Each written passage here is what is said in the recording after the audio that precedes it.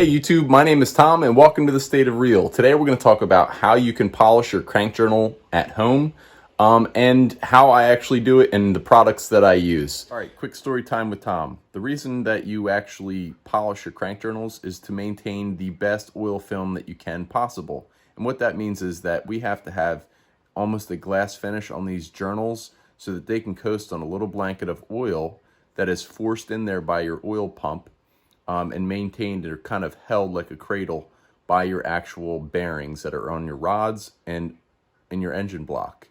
The reason I like polishing this way is because it gets rid of ferrite burrs completely, which are little fingers that develop anytime you sand. Typically at the machine shop, they grind the crank a specific direction. Usually it's opposite of what your motor rotates in order to lay those ferrite burrs down so that they're not in a compromising direction that would take away the oil film or break down the actual bearings themselves. With this method, because you're going back and forth, it completely eliminates those ferrite burrs and gives you a really fine finish. If you don't believe me, check out the video. Coming over here to my workbench, I'm in my basement. This is a crappy old countertop, as you can see. We have my 390 FE crank right here, which came out of the 64 Thunderbird. And on here on my table, I have the grits that I usually use. 800, 1000, and 1500. And then my favorite, my good old Blue Magic. Okay? Blue Magic can be used on aluminum, chrome, and mag wheels, as well as cast iron, cast steel, forged steel, all types of steel. I also like to keep around some WD-40 just to put on the sandpaper to help it coast a little bit easier.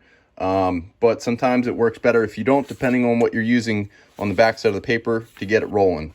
And what I mean by that is, as we have our rod journal right here, notice how it has this little oil lip here and it doesn't look super shiny. We want to get rid of that oil slick mark in there. That's where the rods were on either side here. The space in between, because this is a V8 crank. And you take your first sandpaper, which is the 800, you put it and cut it to the length that you need.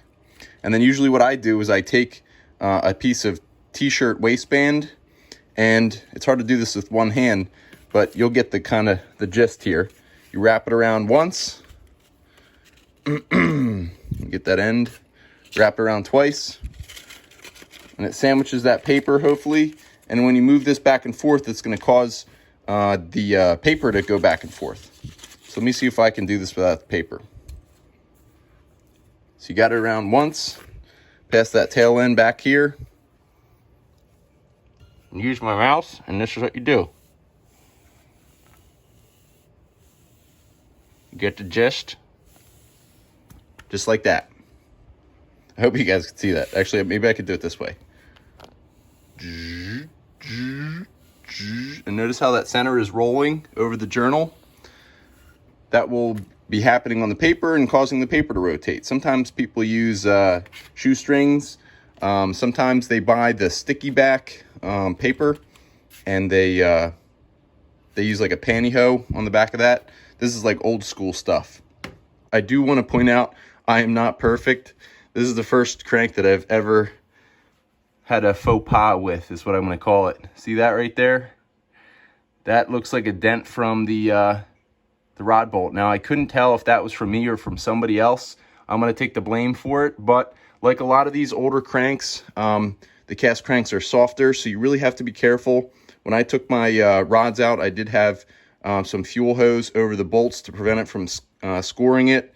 So I don't know how that actually happened, but we're still going to run this crank. A lot of people still run cranks like this. I shouldn't say that because people are going to get offended, but I run cranks that have dents in them. If you're going to be running a lot of RPM, obviously you might not want to do that.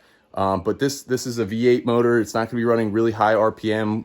We're probably going to have like really good heads on it. We're probably going to have a nice cam on it, but we're not going to be, running it through its paces. We might throw a little nitrous at it, but this is perfectly fine. If you ever do this, just take a flat file and just knock the burr down, because all that is just, created a volcano effect on the metal, and you just need to knock that down. We're going to get less winded here and get more shiny as I start polishing these crank journals. So I'll see you in a little bit.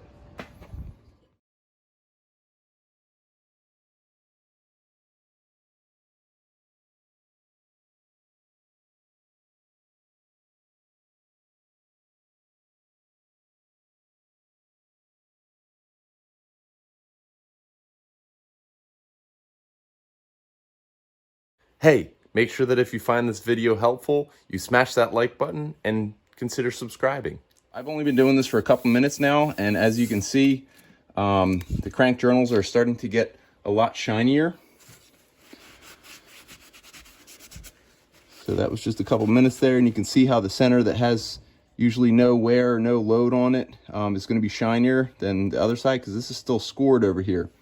So we're going to keep going. One thing that I do want to mention is that your sandpaper will get loaded up with material. So I usually clean that with the WD-40 myself on another rag, usually a t-shirt or something clean. Make sure that the sandpaper comes off clean every time. That way I'm removing that material. That's called loading up. So we're going to continue on. Still on the 800.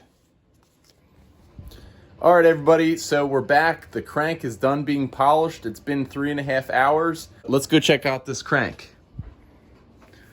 Beautiful, look at that. I think some of you guys would be surprised that this crank did not go to the machine shop, because I would be boastful enough to say that this polish is better than some I've seen come from a machine shop. Before I jump in too much into that, I do want to say that I only had to use the 800 and the 1000. Didn't need the 1500. The Blue Magic paste really, came together with all of the other grits and brought the polish, or brought the shine out of these journals really well. Sometimes you need that 1500 just to get all the way to the Blue Magic paste, but we didn't need that, so that's money saved. So here's what we have, and as you can see, that's a mirror finish. You can see my nail right in that reflection there. Notice also it's got a little scuzz on it still, because that Blue Magic paste also protects the surface after you, let's see where it says on here. Cleans, shines, and protects. There you go. So it's not going to flash rust right away after you're done. But as you can see, all these crank journals are really, really shiny, came out really well. And as our final result here, actually, before we get to the final result, I do want to mention that I did use microfiber towels that I cut up to do the crank journals with the Blue Magic. Didn't mention that before, so I'm sorry. And finally, after you're done polishing your whole crank and all the journals, you really, really, really want to go and take and clean out all of your oil holes. Crap, I got the crank journal dirty. You want to clean out your oil